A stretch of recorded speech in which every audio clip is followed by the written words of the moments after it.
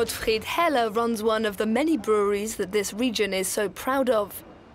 A traditional trade passed down from father to son for 4 generations.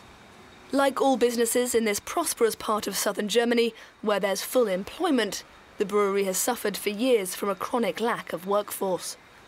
When the migration crisis started in 2015, Gottfried didn't hesitate for a moment. He hired 5 asylum seekers. The first reason we did this is because we need workers, especially to sort out the bottles. That's an essential task within our company.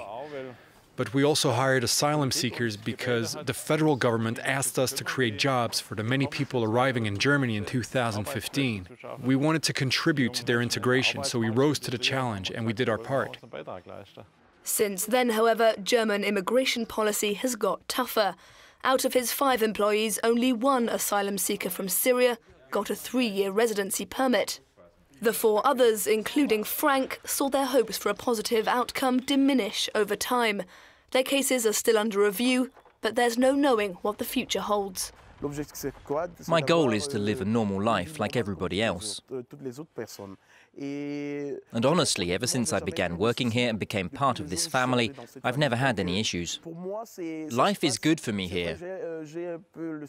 But at the same time, I'm stressed out wondering if I'd be better off leaving Germany and moving from one country to another. That's really the only worry I have.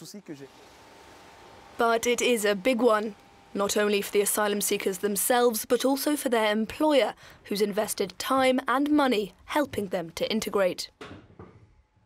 In our company, we have 5 asylum seekers. That's 15% of our employees. And should they have to leave all of a sudden, it would be a massive loss for us. It would be very difficult to replace them quickly.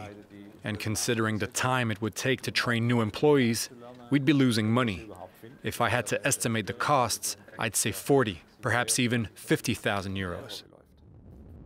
To alert the government to the plight of companies like his, Gottfried struck an alliance with fellow employers in the region. So far, 130 companies have called on authorities to grant asylum to the migrant workers they rely on. Businesswoman ANTJE von DEWITZ is hoping for swift action from the government.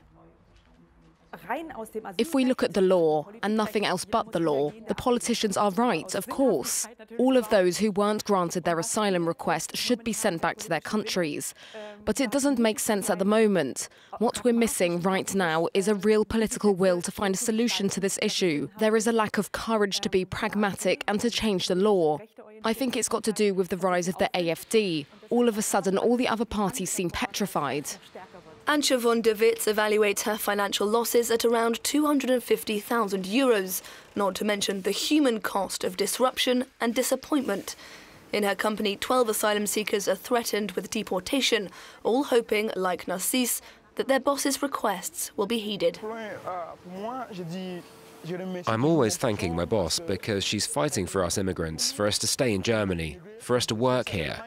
And that really makes me happy. Like NARCISSE, more than 300,000 asylum seekers have found a job in Germany since 2015.